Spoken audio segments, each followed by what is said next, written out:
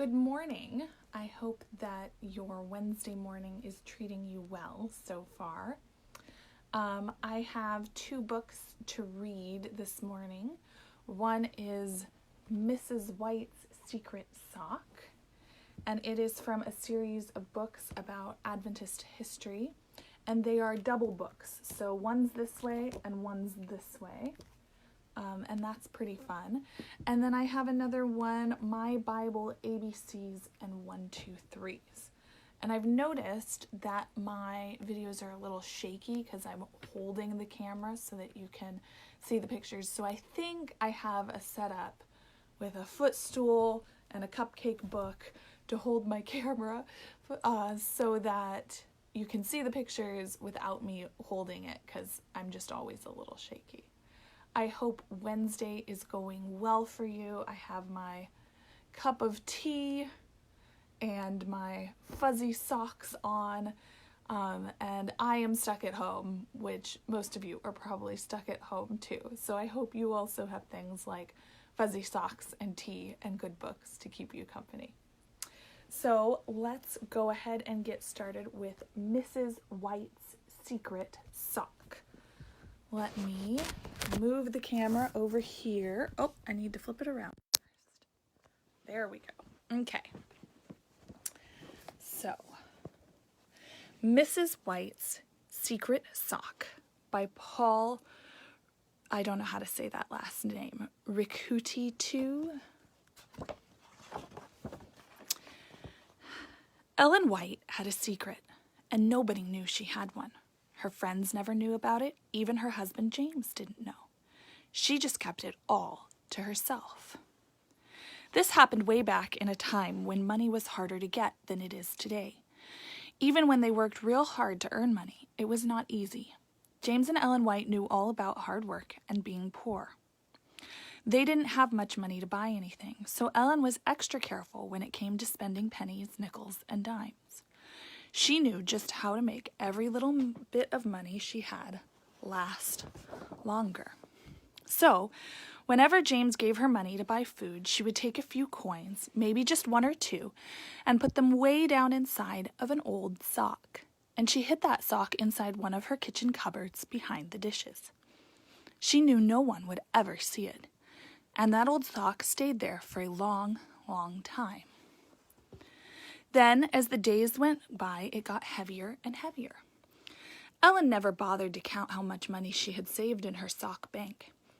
And she never even tried to guess. She just kept adding more and more coins all the time. As she did this, Ellen always had just enough money left over to buy food and other things that she and James needed. That special sock was her secret, and it made her happy. Now, Ellen never knew why she was keeping the money. She just did it. She didn't even have any idea what she might spend it on, but she had a feeling that someday she would need that money for something special. Sure enough, James came home early from work one day, and he looked very sad. He had worked at the Review and Herald Publishing Company in Battle Creek, Michigan, the town where they lived. And there he is coming home from the Review and Herald Publishing office. James was really upset. He went into the kitchen where Ellen was cooking and slumped down into a chair at the table. He looked sadder and sadder by the minute. "Whatever is the matter?" Ellen asked as she kept right on with her own work. "You look so discouraged." "Oh," James answered in a quiet, tired voice. "I don't know what to do. A shipment of printing paper just arrived down at the railroad station, and there is no money to pay for it." "I'm sure," Ellen said, "that there must be money somewhere to pay for it. The Lord always provides for our needs." "Not this time," he sighed. "There is no money anywhere. Oh, what can we do? That paper for printing the next issue of the Review and Herald. We have never missed printing an issue of the magazine yet, but it looks like we will this time." "Have you prayed about it at the office?" Ellen asked. "Yes, and so far nothing has happened to help us. There just isn't any money to be found anyplace." "What will you do?" she asked. "Well, all we can do now is send the paper back where it came from. we can't pay for it. All the time James was talking with Ellen about the paper, he noticed something strange, and it bothered him.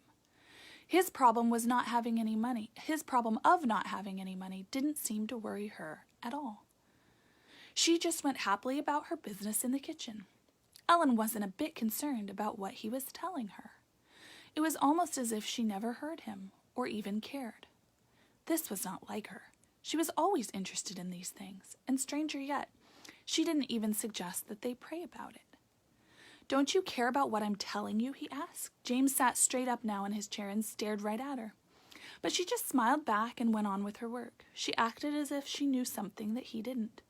"We can't print our magazine," James repeated. "Don't you understand?" Ellen just smiled. Now James was really starting to get upset. Ellen actually didn't seem to care about his problem at all. He could not understand why she was acting so strange. See, she seemed to be happy he had a problem. James frowned as he opened his mouth to say something more. But even with his mouth open and ready to speak, he didn't really know what to say. So he said nothing. He just kept watching his wife as she went on cooking and smiling to herself. Finally, she stopped. Then she crossed the room to a cupboard, opened it, reached way back behind some dishes, and carefully pulled out an old sock. She took the sock to where James was sitting and gently placed it on the table in front of him. He could not figure out her strange actions. Why had she put a sock on the table? And why had she kept it in the cupboard? "What's that?" he asked.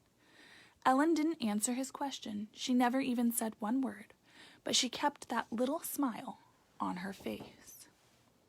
Suddenly, James opened his mouth even wider than ever in surprise as Ellen poured her secret from the sock onto the table in front of him. Money, lots of coins, piled up and rolled around with clinking noises. The sound was wonderful. It was like music to his ears as it tumbled out. Then it stopped, and the sock was empty. James fell back into his chair. He just couldn't believe what he saw.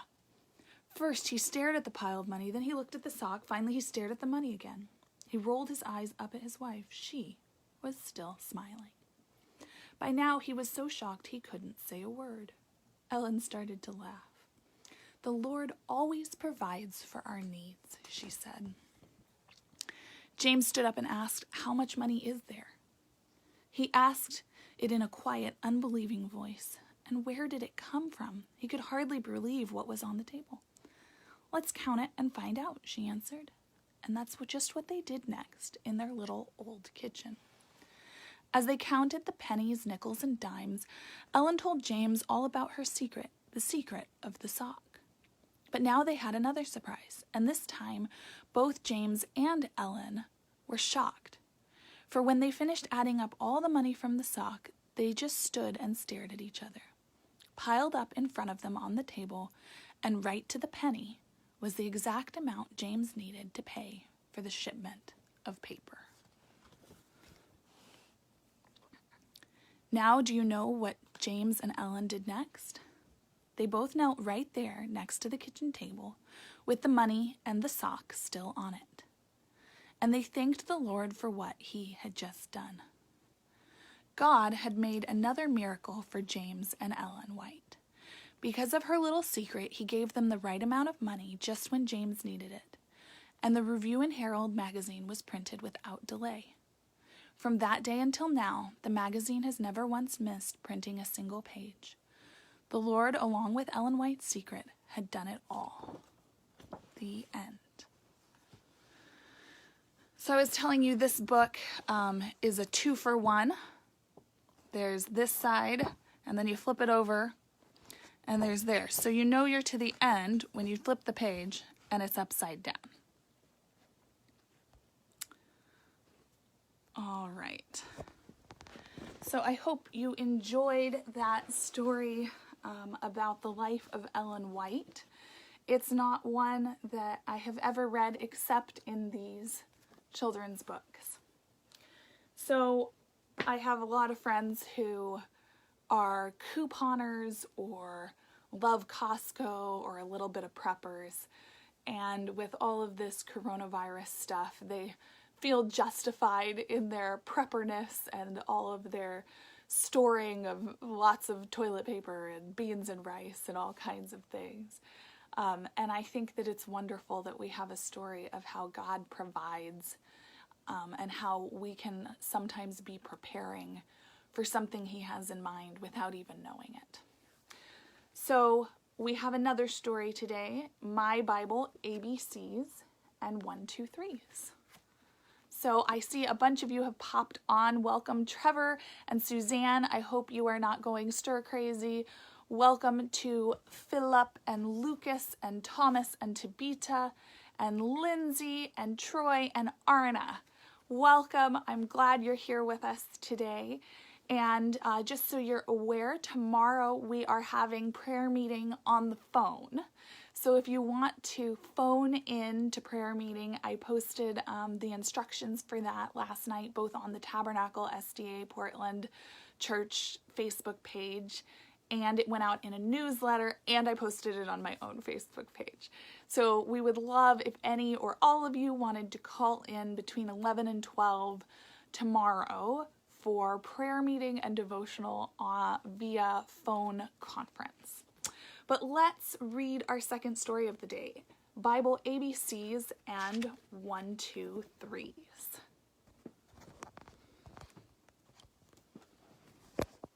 All right. A is for animals and ark. Welcome, Philip. Noah built a great big ark. He made it out of wood. The animals all went inside when God told them they should. B is for baby and basket. A mother laid her baby in a basket she had made, then put it in the Nile and for his safety prayed. Do you know what the name of that baby was? It doesn't start with a B. C is for crown. On Jesus' head they put a crown. It was not shiny gold. They made it out of many thorns for people to behold. D is for donkey. Mary and Joseph had a donkey. At times he was so very good, and other times was bad. E is for elephant and eagle. E is for the elephant and the eagle too. Many are the creatures God has made for you. F is for the fishermen fishing by the sea. They quickly came to Jesus when he said, "Come, follow me." G is for grapes and also for grain. To make them grow, God sends the rain. His hands were pierced. Now we can see how much he loves both you and me. I must never, never to an idol bow. I must only pray to God as he has told me how. Jesus helped his mother carry water in a jug. Do you think she told him thank you with a hug? King Pharaoh worked the people hard. They asked to be let go. God sent him frogs and lice and fleas, but still he told them no. A lamb is soft and woolly and plays when the sun is bright. The lion likes to roar and hunt his food by night. But you know what? God tells us that at some point the lion and the lamb will be friends. Isn't that wonderful? Jesus gave you a mother to care for you each day. She helps you every way she can and teaches you to pray. N is for nest. The baby bird's home is called a nest. In it they eat, and in it they rest. O is for oil. Oil was poured into the lamps and used to make a light. It was the only thing they had to see with it in the night. P is for palm. They cut off many branches from a palm tree high to lay before King Jesus as he came riding by. Q is for queen. Queen Esther went before the king to make her one request. He had not asked for her to come, so this was quite the test. R is for raven. A raven brought Elijah delicious food each day. He drank the water from a brook. God cared for him this way. S is for the special star that shone up in the sky. The wise men chose to follow it and found the baby by and by. T is for trumpet. Gideon blew a trumpet. Joshua blew one too. Jesus will soon be blowing one when he comes for you. U is for Uzzah. Uzzah touched the holy ark, though God had told him no. God took his life from him that day because he acted so. V is for village and valley. See the hills and valleys. Feel the gentle breeze. Can you find the village hidden among the trees? W is for whale. We read a story about singing whales yesterday. A whale swallowed Jonah and kept him 3 whole days. When it finally gave him up, he was glad to do God's ways. X is for Xerxes. Xerxes was the Persian king. Esther was his queen. She was one who loved the Lord, but he was very mean. Y is for yoke. When oxen worked out in the fields, they wore a heavy yoke. It helped them pull together, and yet it sometimes broke. Z is for Zacchaeus. Zacchaeus was a little man. A little man was he. He wanted to see Jesus, so climbed up in a tree. And then we have a few numbers, so let's do those. 1 Jesus, 1 heart. Only one Jesus and 1 heart to give. Only one life for him to live. 2 mites. 2 little mites were all she had. She gave them both, and the Lord was glad. 3 wise men followed the bright, shiny star. They gave him the gifts they'd brought from afar. 4 men in the furnace, but they were not burned. What a lesson that day Nebuchadnezzar learned. 5 loaves. The basket had fish, the 5 loaves of bread. Give them to eat, the master said. 6 flowers I found today. Each one was different in its own special way. 7 days. God gives us the day. He gives us the night. And these 7 days make the week just right. 8 people patiently waited by the poolside to get well. When the waters would be troubled, no one could ever tell. 9 of the lepers that were healed that day did not thank dear Jesus, but went on their way. God has 10 rules that we must obey, and we remember to keep them each day.